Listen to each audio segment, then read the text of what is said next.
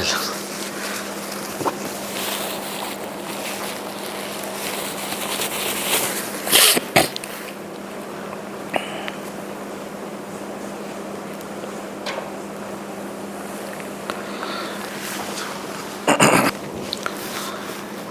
عليكم ورحمة الله وبركاته. إن الحمد لله نحمده ونستعينه ونستغفره ونعوذ بالله من شرور أنفسنا ومن سيئات أعمالنا من يهده الله فلا مضل له ومن يضلل فلا هادي له وأشهد أن لا إله إلا الله وحده لا شريك له وأشهد أن محمدا عبده ورسوله أما بعد.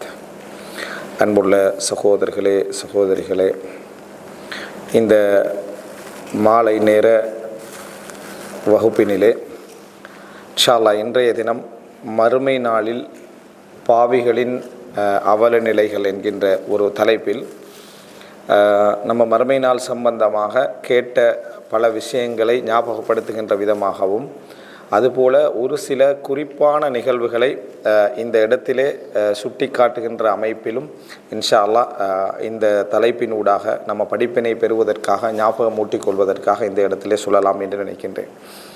அன்புள்ள சகோதரிகளே, ஒரு முஃமினுடைய வாழ்க்கையிலே இந்த உலகத்திலே அவன் வாழுகின்ற வாழ்க்கையுடைய முறைமையே மாறி இருப்பது ஒரே காரணத்தால் தான். மரணத்திற்கு பின்னால் மறுமை என்கின்ற ஒரு வாழ்க்கை உண்டு என்கின்ற ஒரே நம்பிக்கையால் தான் ஒரு முஸ்லிமுடைய வாழ்க்கை இந்த உலகத்திலே ஏனையவர்கள் வாழுகின்ற வாழ்க்கையை விட எல்லா வகையிலுமே என்ன செய்கிறது, வித்தியாசப்படுவதற்கான பிரதானமான காரணமே அதுதான். எனவே எந்த அளவுக்கு எமக்கு மறுமை நம்பிக்கையும் மறுமை அச்சமும் எமது உள்ளத்திலே ஆழ பதிந்திருக்கிறதோ, எந்த அளவுக்கு நாம் அதை புரிந்திருக்கிறோமோ அதற்கேற்ப இந்த உலகத்துடைய வாழ்க்கை முறை என்ன செய்துவிடும், மாறிவிடும். அது விரும்பியோ விரும்பாமலோ அந்த மாற்றம் நடந்தே ஆகும். நாம் மாற நினைக்காமல் இருந்தாலும் கூட பிறர் உணரக்கூடிய, அந்த நம்பிக்கை இல்லாத மக்கள் உணரக்கூடிய அளவிலான ஒரு மாற்றம் எங்கள்கிட்ட என்ன செய்யும், இருக்கும். நான் இந்த உலகத்திலே மரணிப்பேன், மறுமையில் எழுப்பப்படுவேன், விசாரிக்கப்படுவேன், எனக்கு சுவர்க்கம் நரகம் கூலியாக வழங்கப்படும் என்ற இந்த ஒரு அடிப்படையான நம்பிக்கையே அது ஆழ பதியாது விட்டாலும் கூட அந்த நம்பிக்கை இல்லாதவர் பார்க்கிற நேரத்தில் அது வாழ்க்கையில் என்ன ஒரு வித்தியாசத்தை உணர்வார். அவரது செயல்பாடுகளில் ஒரு வித்தியாசத்தை உணர்வார். அவரது கவலைகள் ஏனையவர்களுடைய கவலையை விட வித்தியாசமாக இருக்கும். அவரது மகிழ்ச்சி ஏனையவர்களுடைய மகிழ்ச்சியை விட வித்தியாசமாக இருக்கும். இப்படி நீ எடுத்து பார்த்தீங்கன்னா ஒரு 4-5 உதாரணங்களை சொல்லிவிட்டு இந்த மறுமையுடைய சப்ஜெக்டுக்குள்ளே நான் வரலான்னு நினைக்கிறேன். அதாவது தன்னகத்தில் இழப்பதில் மகிழ்ச்சி அடைகின்ற ஒரு தன்மையை நீங்கள் என்ன செய்யலாம், ஒரு முஸ்லீம்கிட்ட பார்க்கலாம். இழப்பதில் மகிழ்ச்சி என்ன, அடுத்தவருக்கு கொடுக்கிறது, அடுத்தவருக்கு கொடுப்பது. இருக்கக்கூடிய பொருளாதாரத்தில் 100% மார்க்கம் என்ற அந்த நம்பிக்கையில் அவர் என்ன செய்கிறார், அதை கொடுக்கிறார். அது 1 கோடியாக இருந்தால் அவர் என்ன செய்கிறார், 2.5 லட்சத்தை என்ன செய்கிறார், கொடுக்கிறார். 100 கோடியாக இருந்தால் 2.5 கோடி என்ன செய்கிறார், அவர் கொடுக்கிறார். அப்படி என்றால் நம்பிக்கையுடைய விளைவு, அது நம்பிக்கையுடைய விளைவு. அதே போல் தனது அதாவது கவலைகள், வேதனைகள், சுமைகள் இந்த மாதிரி வார நேரங்கள் எல்லாம் அவசரமாக அந்த பிரச்சனையை விட்டு அவர் ரிலீஸ் ஆக முயற்சிக்கிறார். இல்லை, குடும்ப வாழ்க்கை பிரச்சனை வரும், தலாக்க பயப்படுறாரு, அநியாயம் செஞ்சுருவோமோட்டு பயப்படுறாரு. அதே போல் குழந்தைகளுடைய விஷயத்தில் பயப்படுறாரு, அநியாயம் செய்து விடுவோமோ என்ன செய்கிறாரு, பயப்படுகிறார். இது போன்ற இரத்த உறவுகள் நிறைய அநியாயங்கள் செய்கிற சந்தர்ப்பத்தில் பகைச்சி விடணுமென்று அவரோட மனது தூண்டும்.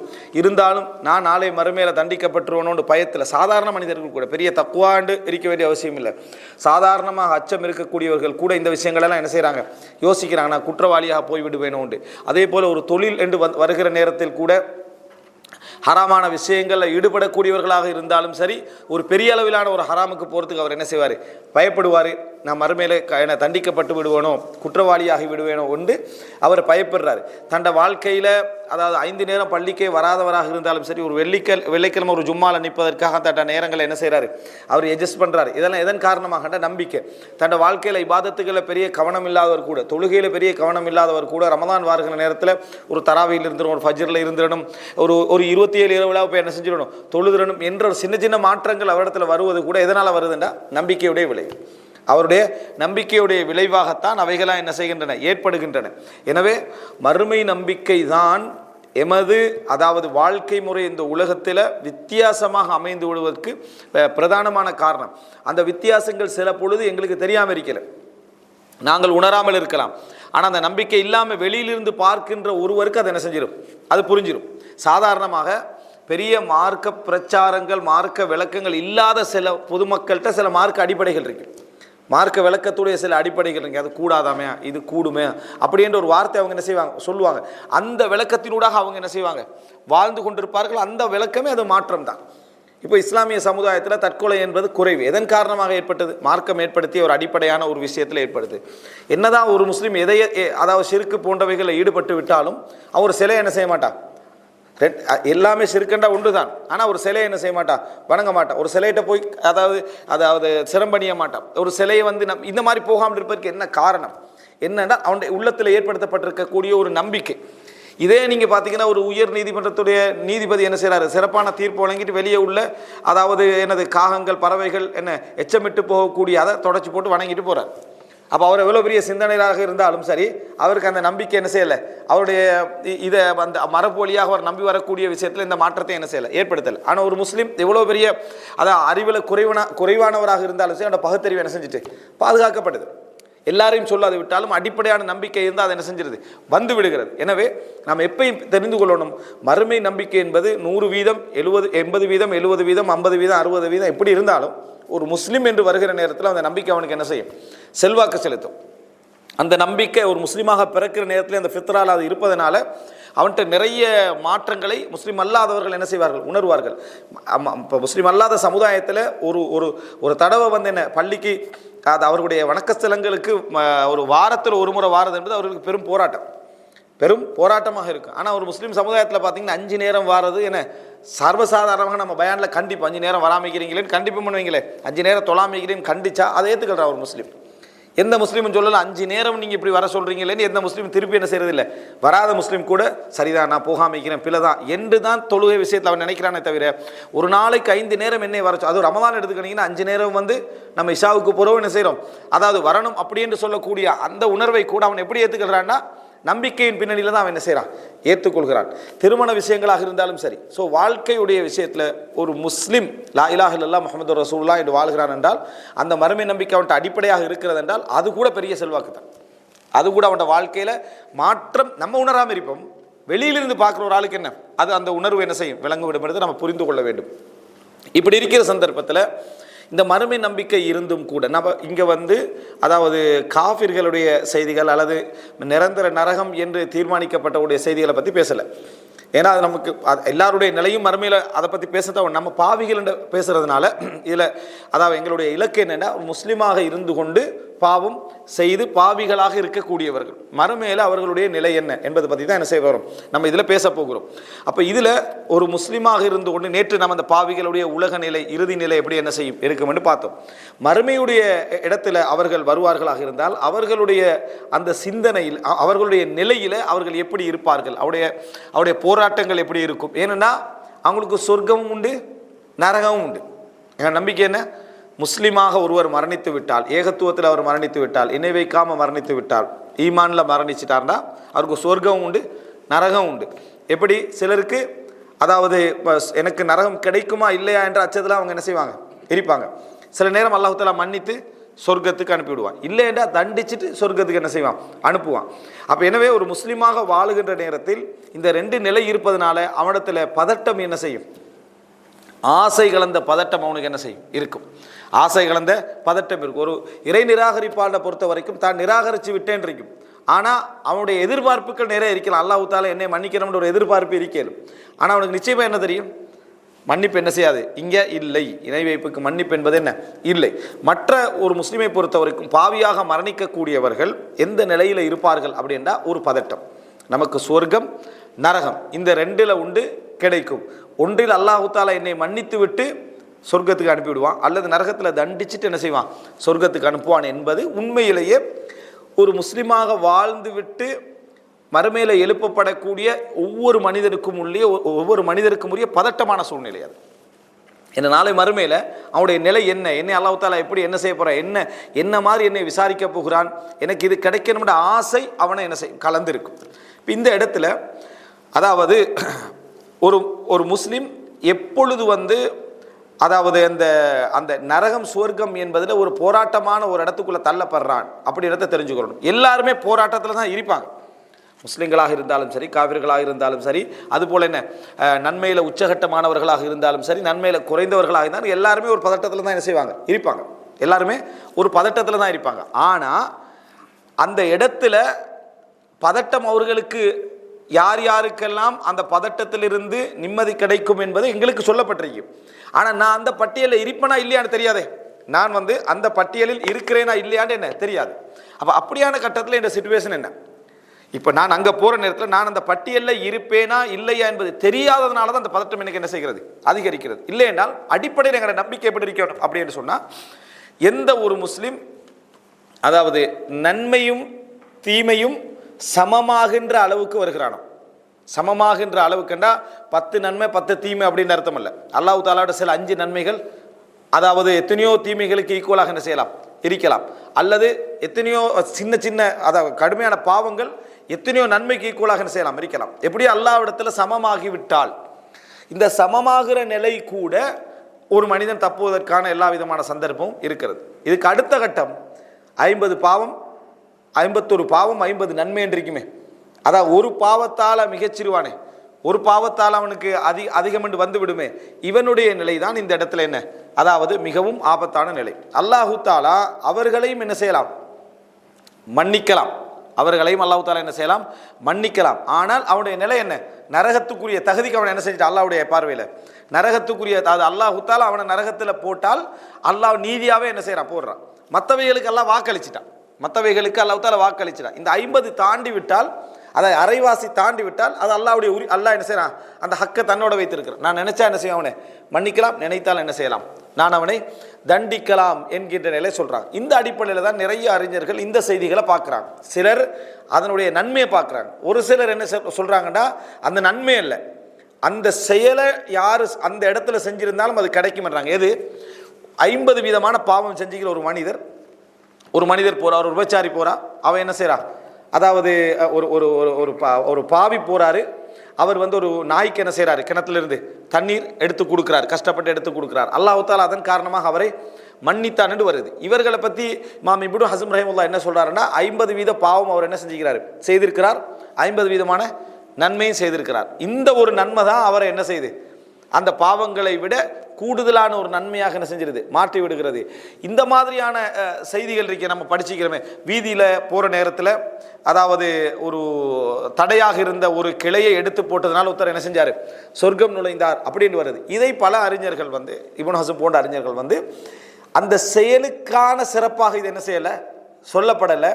சின்ன நன்மையை கூட நம்ம என்ன செய்யக்கூடாது, அற்பமாக பார்க்கக்கூடாது. காரணம், நமது அந்த 50 அதுக்கு அடுத்த கட்டத்துக்கு கொண்டு போகிற நன்மையாக அதை என்ன செய்யலாம், இருக்கலாம் என்ற அடிப்படையில் தான் அது சொல்லப்பட்டது. அதாவது வீதியில் கிளையை அகற்றுதல் என்பதற்கான சிறப்பாக அதை என்ன செய்யலை, அது சிறப்பு. ஆனால் அதுக்காக மாத்திரம் என்ன செய்யலை, அது சொல்லப்படல். எந்த நன்மையாக இருந்தாலும் உங்களுடைய தீமைக்கு அடுத்த கட்டமாக அதை சேர்க்க முடியுமா என்று அதை என்ன செய்யுங்க. எந்த அதாவது வலா தஹ்கிரன்ன மினல் மஅரூஃபி ஷைஆ, நன்மையில் எந்த ஒன்றையும் நீங்கள் தரம் குறைந்ததாக பார்க்க வேண்டாம். ஹதீஸ், ஒரு பெருமதியற்றதாக எந்த நன்மையை என்ன செய்ய வேண்டாம், பார்க்க வேண்டாம். அப்படின்னா ஒரு மனிதன் சின்ன சின்ன நன்மைகளாக இருந்தாலும் செய்ய வேண்டும் என்பதற்கு ரசூலுல்லாஹ் சொன்ன பல உதாரணங்கள் தான் அது. வீதியில் கிளை அகற்றினது, அதே போல் என்ன வீதியில் அசுத்தங்கள் அகற்றினது, அதே போல் அந்த நாய்க்கு தண்ணீர் கொடுத்தது, பூனைக்கு உணவு கொடுத்தது, இப்படி சொல்லப்படுகின்ற எல்லா செய்திகளுமே அந்த குறிப்பிட்ட செயலுக்கு மாத்திரம் என்ன அந்த சிறப்பல்ல. நீங்கள் எந்த நன்மை செஞ்சாலும் சரி, நீங்கள் 50 விதமான தீமை இருக்கோங்கள, இது உங்களை என்ன செஞ்சிடலாம், காப்பாற்றி விடலாம். அதனால் நீங்கள் கிணத்துல இருந்து தண்ணீர் எடுத்து அடுத்த சகோதரனுக்கு ஊற்றி விடுவதாக இருந்தாலும் குறைவாக பார்க்க வேண்டாம்.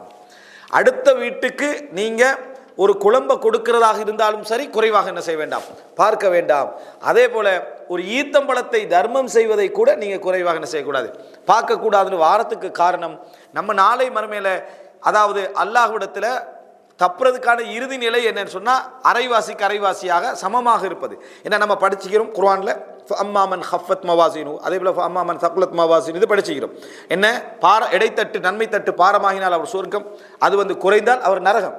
அப்போ சமமாகிற நேரத்தில் ரெண்டுக்கும் இல்லாத இடத்துல அவர் என்ன செய்கிறார், வரார். அல்லாஹ் ரப்புல் ஆலமீன் என்ன அவர்களை மன்னிக்கிறேன் அல்லாஹ் தஆலா வாக்களிக்கிறார். ஆனால் இந்த இடத்துல ஒரு போராட்டம் ஒன்று இருக்குது. அப்போ நம்ம ஒரு நன்மை செஞ்சிட்டோம்னு சொன்னால் 51 ஆகிட்டேன்டா நம்ம தப்புகின்ற கூட்டத்தில் வாரதுன்னு செஞ்சிடும், நிச்சயமாகிறோம். எனவே அந்த குறிப்பிட்ட நன்மைக்குரியதில் எல்லா விதமான நன்மைக்குரியது. இந்த எல்லா நிலைகளிலும் இதுக்கு அடுத்த நிலை இப்போ சமமாகுவது, அது ஒன்று அதிகமாக இருந்தால் அவர் வாக்களிக்கப்பட்ட பட்டியலில் இருக்கிறார். சமமாகிவிட்டால் அல்லது சமம் என்பதை தாண்டி விட்டால் ஒரு பதட்டமான ஒரு நிலை என்ன செய்யுது, அதிகரிக்குது. இப்போ நபிமார்களில் இருந்து நிரந்தர நரகவாதிகள் வரைக்கும் மறுமை நாளில் பதட்டத்தோடு தான் இருப்பார்கள். ஆனால் பதட்டத்திலே ஒரு வேதனையான பதட்டம் என்னன்னு சொன்னால், சொர்க்கம் கிடைக்க வாய்ப்பும் இருக்கிறதுன்னு எனக்கு கிளியராக இருக்குது. ஆனால் நரகமா சொர்க்கமா என்ற ஒரு தடுமாற்றம் வர்றது எவ்வளோ ஒரு மனிதனுக்கு ஒரு போராட்டமான நிலை. அதாவது நிரந்தர நரகம் என்பது ஒரு மனிதன் அதாவது தன்னை அழித்து கொண்டு அவன் துடிச்சு போகிற ஒரு நிலை. ஆனால் எனக்கு சொர்க்கமும் சந்தர்ப்பம் இருக்குது, நரகமும் சந்தர்ப்பம் இருக்குது. எனக்கு அந்த ஒரு நன்மை இல்லாமல் போயிட்டேன்ற கை சேதம் இருக்குதே, அந்த ஒரே ஒரு நன்மை இல்லாமல் போய்விட்டேன்ற கை சேதம், எனது நன்மையிலிருந்து எடுக்கப்பட்டு புறம் பேசியவர்களுக்கு கொடுக்கப்படுகின்ற கை சேதம் 50-50 என்று இருக்கிறது கூட எதுக்கு போகிறோம், அது இருக்கும் நம்மகிட்ட எடுத்து கொடுக்கப்பட்ட நன்மைகளுக்கு பிறகுதான் அது என்ன செய்யும், இருக்கும். நம்ம செய்த எல்லா நன்மையுமா இல்லை, எங்களில் கபூல் செய்யப்பட்ட நன்மை தான் அதில் என்ன செய்யும், இருக்கும். அதுலேயும் புறம் பேசியவர்கள் அப்படி என்று சொல்லி நம்ம தவறுகள் செஞ்சிருந்தா அவைகள் எடுக்கப்பட்ட பின்னால் உள்ளது தான் இருக்கும். அதுலேயும் ஒன்று குறைஞ்சதுண்டா. எனவே இந்த பதட்டம் இருக்கிறது. இதுதான் நம்ம யோசிக்க வேண்டிய இந்த 3 கட்டமான விஷயம் குர்ஆனில் மிக தெளிவாக என்ன செய்கிறது, சொல்லப்படுகிறது. ஹதீஸ்கள் ரசூலா மிக தெளிவாக இந்த பதட்டமான நிலையை என்ன செஞ்சுக்கிறாங்க, சொல்லி இருக்கிறார்கள். அன்புள்ள சகோதரர்களே, மறுமையுடைய விசாரணையை பொறுத்த வரைக்கும் நாம் ஒரு விஷயம் புரிந்து கொள்ள வேண்டும். மறுமையுடைய விசாரணை என்பது 3 விஷயங்களை கொண்டிருக்கும். அது பொதுப்பண்பு. மறுமையுடைய விசாரணை பொதுப்பண்பு 3 விஷயங்களை கொண்டிருக்கும். ஹதீஸ்களை பார்க்குறோம். ஒன்று, எல்லோருக்கும் விளங்குற மாதிரி விசாரணை என்ன, உலகத்தில் நம்ம ஒரு 50,000 பேர் இருந்தாலே கடைசி வரைக்கும் என்ன செய்யாது, விளங்காதுன்னு யோசிப்போம். இதில் பில்லியன் கணக்கான ட்ரில்லியன் கணக்கான மக்கள் என்ன இருக்கலாம். அவ்வளவு மக்களும் இருக்கக்கூடிய அந்த சந்தர்ப்பத்தில் அனைவருக்கும் நம்மளோட விசாரணை என்ன செய்யும், விளங்கும். நம்மளோடு வாழ்ந்தவர்களுக்கு, நம்மளோடு இருந்தவர்களுக்கு, குடும்பம் அப்படி என்றது மட்டுமல்ல, உலகத்துக்கே என்னது, அதாவது உங்களில் மறையக்கூடிய எதுவுமே என்ன செய்யாது, மறுமை நாளில் மறையாது. உங்களில் மறையக்கூடிய எதுவுமே மறுமை நாள் என்ன செய்யாது, மறையாதுன்னு அல்லாஹ் தஆலா சொல்லி காட்டுகிறான். முதல் விஷயம். இரண்டாவது என்ன அப்படி என்று சொன்னால், அனைவருக்கும், அதாவது இந்த அனைவருக்கும் கேட்கும் என்பதில் முதலாவது வரியில் உள்ளவருக்கும், இடையில உள்ளவருக்கும், கடைசியில் உள்ளவருக்கும் சரிசமமாக என்ன செய்யும், அந்த விசாரணை என்ன செய்யும், விளங்கும். அந்த அளவுக்கு பகிரங்கமான ஒரு விசாரணையாக அதை என்ன செய்யும், இருக்கும். இரண்டாவது மறுமையுடைய விசாரணையில் ஒரு அம்சம் என்ன அப்படி என்று சொன்னால், அந்த விசாரணையை பொறுத்த வரைக்கும், அதாவது மனிதன் ஆதாரங்கள் எதுவுமே நிராகரிக்க முடியாத அமைப்பில் அவனது அத்தனை செயல்பாடுகளும் முன்னால் என்ன செய்யும், கொண்டு வரப்படும். எப்படி வருதுன்னா, அதாவது வஜது மா அமிலு ஹாதிரன், விளங்கிட்டா, அவர்கள் செய்த அனைத்தையும் அங்கே காண்பார்கள் என்ற அல்லாஹ். எழுத்தில் காண்பேன். நம்ம நவீன காலத்தில் வாழ்ந்துகிட்டு இருக்கிறோம். ஒரு காலத்தில் அது எழுத்தில் காண்பாங்கன்னு மட்டும்தான் புரியவும் கூட சான்ஸ் இருக்குது. ஆனால் இன்றைக்கு அப்படி இல்லை. எல்லா செயல்களையும் நம்ம எல்லா ஃபார்மேட்லேயும் பார்க்க முடிஞ்ச இடத்துல இருக்கிறோம். இப்போ ஹோலோகிராம்ட காலத்தில் என்ன செய்கிறோம் இருக்கிறோம். இன்னும் கொஞ்சம் காலம் போகிற நேரத்தில் எங்களுடைய செயல்பாடை நாங்களே முன்னால் என்ன முழு வடிவத்தில் பார்க்க முடிந்த ஒரு காலம் கூட என்ன செய்யலும் வரலாம். அப்போ அப்படிப்பட்ட ஒரு காலம் என்றா இறைவனிடத்தில் எப்படி இருக்கிறது, அவருடைய ஆற்றல் எப்படி இருக்கும். அதனால் அவர்கள் செய்த அனைத்தையும் முஹ்தரன் என்றால் கொண்டு வரப்பட்டிருப்பதை அவர்கள் காண்பார்கள், கொண்டு வரப்பட்டிருப்பதை அவர்கள் காண்பார்கள். எங்களுடைய செயலை எங்களோட வடிவத்தில் நம்ம என்ன செய்வோம், பார்ப்போம். எங்களுடைய செயலை அந்த வடிவத்தில் நம்ம பார்ப்போம். அப்போ அல்லாஹ் தஆலா அது எந்த அமைப்பில் காட்டப் போகிறான் எங்களுக்கு தெரியாது, அது எங்களுக்கு தெரியாது. அதனுடைய வடிவத்தை நம்ம கற்பனையும் பண்ண முடியாது. ஆனால் ஒன்றுடாமல், சிறியது விடாமல், பெரியது விடாமல் அத்தனை விசாரணைகளும் அங்கே என்ன செய்யும், இருக்கும். எது இல்லாமனா நம்ம மன்னிக்கப்பட்ட பாவங்களும் இருக்கும். ஏன் மன்னிக்கப்பட்டதா இல்லைன்னு எங்களுக்கு எப்படி தெரியும்? அந்த இடத்துல தான் என்ன செய்யும், அல்லாஹ் தஆலா இவைகளை நான் மன்னித்து விட்டேன் என்று சொல்லுவான். அப்பதான் இவைகள் எல்லாம் அல்லாஹ் தஆலா என்ன மன்னித்து விட்டேன் என்று சொல்லுவான். அப்போ அப்படி இருக்கக்கூடிய ஒரு விசாரணையாக அந்த விசாரணை பகிரங்கமாக இருக்கும், அனைவரும் கேட்கக்கூடிய அமைப்பில் இருக்கும். சிறியதோ பெரியதோ ஒன்று இல்லாமல் அனைத்துமே என்ன செய்யப்படும், விசாரிக்கப்படக்கூடியதாக அந்த விசாரணை என்ன செய்யும், இருக்கும். எல்லா அந்த செயல்பாடுகளையும் நம்ம வடிவமாக என்ன செய்வோம், காணுவோம். இப்படிப்பட்ட ஒரு இடத்துல அல்லாஹு தஆலா சிலரை திரையிட்டு என்ன செய்வான், மறுமையில விசாரணை செய்வான். திரையிட்டுன்னு சொன்னால் இந்த விசாரணைகள் யாருக்குமே என்ன செய்யாது, தெரியாது. விசாரணைகள் யாருக்குமே தெரியாது. இவர்கள் யாரு அப்படின்னா, இந்த உலகத்தில் ஒரு முஸ்லிமுடைய குறையை மறைத்தவர்கள், இந்த உலகத்தில் ஒரு முஸ்லிமுடைய குறையை மறைத்தவர்கள், ஒரு முஸ்லிமுடைய பலகீனத்தை மறைத்தவர்கள், அவருடைய மானத்தை மறைத்தவர்கள், அவர்கள் அல்லாஹ் மறுமையில் என்ன செய்வான்? அவர்களை மறைப்பான். அப்படின்னா ஒருவருடைய குறையோ மானம் சம்பந்தப்பட்ட விஷயமோ எங்களுக்கு வருதென்றால் நாளை மறுமையில திரை தான் எங்களுக்கு என்ன செய்யணும்? கற்பனைக்கு வர வேண்டும். இவரும் கூட பதறுவாருன்னு ஹதீஸ்ல வருது. இவர் கூட திரை மறைப்பில்லாத விசாரணையே ஒரு மனிதனால நினைச்சு பார்த்தீங்கன்னு சொன்னா அல்லாஹ் தஆலா அதை விசாரிக்கிற சந்தர்ப்பத்தில் இந்த உலக விசாரணை அல்ல. உலக விசாரணையை பொறுத்து அவருக்கு 4 விஷயம் மறந்துடலாம், அவர் 4 விஷயம் என்ன அதை தெரியாம போகலாம், சரியான முறையில் புரியாம இருக்கலாம், அப்படி இல்லைங்க. அனைத்தையும் அல்லாஹ் தஆலா தெரிந்து வைத்திருக்கிறார். அந்த ஒரு உச்சகட்ட பதட்டத்தில் ஒரு ரஹ்மத்து கிடைத்த ஒரு மனிதராக யார் இருப்பார்னா திரைக்கு பின்னால விசாரிக்கப்படுறவர். சிலருக்கு அல்லாஹ் திரையிட்டு தனியே எடுப்பான், அல்லாஹ் தஆலா தனியே எடுத்து விசாரிப்பான். இவரும் பதறுவார்னு ஹதீஸ்ல வருது. அப்போ பாருங்க, உண்மையை சொல்ல போனால் உலகமே பார்க்காமல் தனியே ஒருவர் விசாரிக்கப்படுவது என்பது விசாரணை பலமாக இருந்தாலும் கடுமையாக இருந்தாலும் இறைவனுடைய ஒரு ரஹ்மத்தொண்டு அங்கே என்ன செய்யுது? நம்மளை திரையிட்டு விசாரிக்கப்படுறதுல விளங்குது. அந்த விசாரணையில் அல்லாஹு தஆலா என்ன செய்வான்டா, யுஅர்ரிஃபுஹு, இந்த பாவம் என்று அல்லாஹ் குறித்து அவனுக்கு அடையாளப்படுத்தி கொண்டே வருவான். இது ஞாபகம், அல்லாஹ் ஞாபகம் ஊட்டுவான். அப்போ அவர் முடிவெடுப்பாராம், அன்னஹு ஹலக், நான் அழிந்து விட்டேன், நரகம் தான் என்ற ஒரு முடிவுக்கு அவர் வருவார். நான் முடிஞ்சுது இதோட நான் அப்படிப்பட்ட பாவங்கள் அல்லாஹ் தஆலா அடையாளப்படுத்துவான். அப்படின்னா அந்த ஒரு பதட்டமான ஒரு நிலை அவருக்கு இருக்கும். அப்படி ஒரு பதட்டமான நிலை அவருக்கு இருக்கும். அதனால தான் என்ன இங்க இடத்துல அல்லாஹ் தஆலா அவரை விசாரிக்கிறேன்னா ஹிசாபன் யசீரன். ஹிசாப் யசீரன்டா இன்னமா ஹுவல் அர்த். ரசூலுல்லாஹ் சொன்னாங்க இன்னமா ஹுவல் அர்த். அர்த்னா எடுத்து காட்டப்படுதல். இதை செஞ்சீங்க, இதை செஞ்சீங்க, இதை செஞ்சா என்று எடுத்து காட்டப்படுதல். அல்லாஹ் தஆலா முனாக்கஷா பண்றதில்ல. இப்படி சொல்றதும் அவர் மறுக்கிறதும் ஒரு கேக் அல்லாஹ் தஆலா அப்படி அல்ல. அர்த் விளங்கிட்டா? அல்லாஹ் தஆலா அதை ஞாபகப்படுத்தி கொண்டே வருவான். இவருக்கு ஞாபகம் வர வர வர அவர் தான் அழிந்து விட்டேன் என்ற ஒரு பதட்டமான ஒரு நிலைக்கு அவர் என்ன செய்வார்? திரை மறைவில் விசாரிக்கப்படுகின்றோம். இப்போ மற்றவர்களுடைய மானம் மரியாதை என்கின்ற விஷயங்கள் வருகிற நேரத்தில் ஏதோ ஒரு நியாயத்தை சொல்லித்தான் நாம் என்ன செய்வோம்? அதை பற்றி பேசுவோம். எதையாவது ஒரு நியாயத்தை சொல்லித்தான் அதை பரத்துவோம்.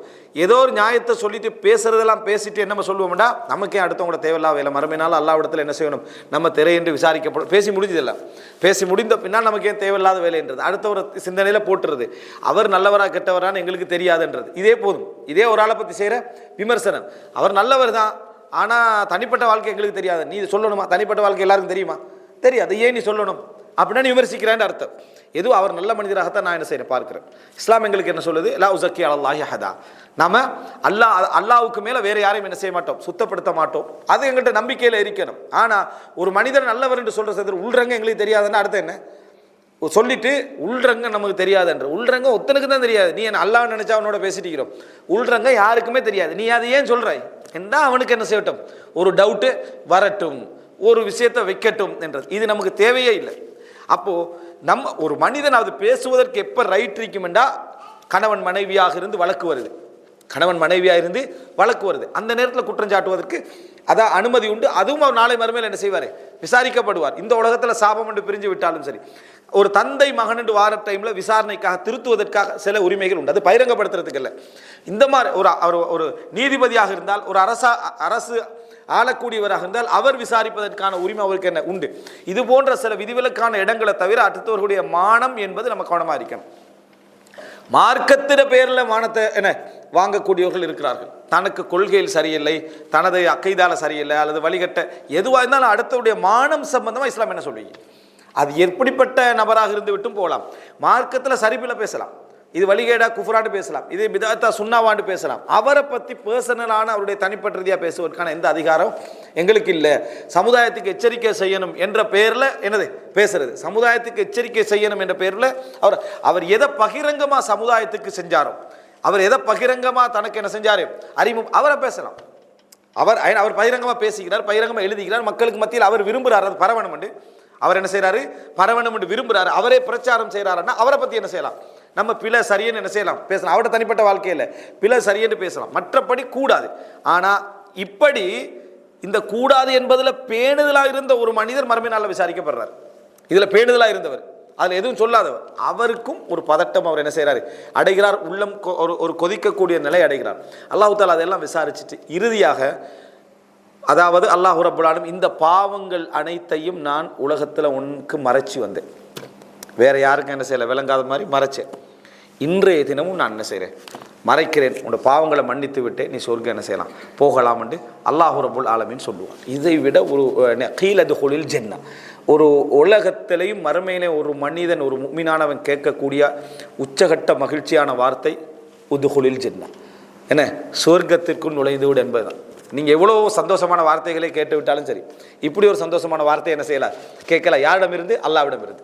அல்லாஹ்விடமிருந்து நம்ம உலகத்தில் என்ன கஷ்டம், அதாவது வேதனைகள், துன்பங்கள், அது இது எல்லாம் அனுபவித்த பின்னால் இறுதியாக நம்ம கேட்குற வார்த்தை உதுகுலில் ஜென்னா, சொர்க்கத்திற்கு நுழையிற வார்த்தை கேட்டால் அதுதான் உலகத்தில் என்ன நம்ம கேட்ட வார்த்தைகளில் உச்சகட்டமான வார்த்தை. அதனால் இமாம் அஹ்மது பின் ஹம்பல்கிட்ட கேட்கப்படுகிறது, மத்தா யஸ்தரிஹுல் முஃமின், ஒரு முஃமின் எப்பொழுது ஓய்வு பெறுகிறான், நிம்மதி அடைகிறான் என்று கேட்கப்பட்ட நேரத்தில் இந்த அவ்வலி கதமின் யதஉஹா ஃபில் ஜன்னா, சொர்க்கத்தில் அவர் வைக்கக்கூடிய முதல் காலடியில் என்றார்.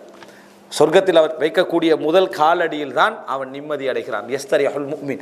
இல்லைண்டா எதுவாக இருந்தாலும் சரி, ஏழையாக இருக்கலாம், பணக்காரனாக இருக்கலாம், பொறுப்பாளராக இருக்கலாம், பொறுப்பு அது பொறுப்பளிக்கப்படுகின்றவர்களாக இருக்கலாம், பொறுப்பேற்கப்படுகின்றவர்களாக இருக்கலாம், யாராக இருந்தாலும் ஏதோ ஒரு நிம்மதியின்மை என்ன செய்யும், ஏதோ ஒரு சந்தோஷமின்மை மனதில் என்ன செய்யும், இருந்து கொண்டே இருக்கும். ஏன்னா இது ஹுலூத் இல்லை, நிரந்தரம் இல்லை. இந்த உலகத்தில் எதுவுமே எது கிடைச்சாலும் நிரந்தரமின்மை என்பது உள்ளத்துக்குள்ளே இருப்பதனால ஒரு சந்தோஷமற்ற ஒரு நிம்மதியற்ற ஒன்று இருக்கு. மறுமைதான் நிரந்தரம் என்பதனால.